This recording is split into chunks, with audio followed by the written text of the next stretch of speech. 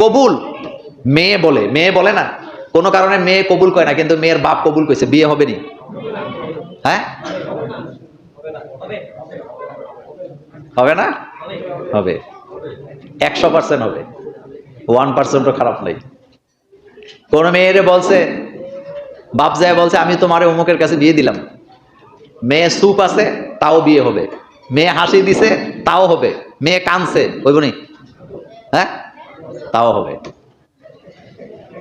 মেয়ে হাসি দিলেও হবে, চুপ থাকলেও হবে, কানলেও হবে। এখন বলবেন মোল্লা ভাই এটা রহস্যটা কি? রহস্য হলো যদি হাসি দেয় তাহলে তো বোঝা গেল রাজি, চুপ থাকলেও বোঝা যাবে রাজি। রাসূল বলছেন চুপ থাকলে বোঝা যাবে কি?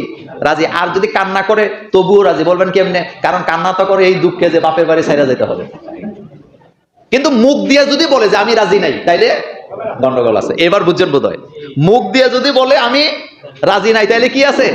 গন্ডগোল আছে। কিন্তু চুপ থাকলেও বিয়ে হবে, হাসি দিলেও হবে, কান্না করলেও হবে।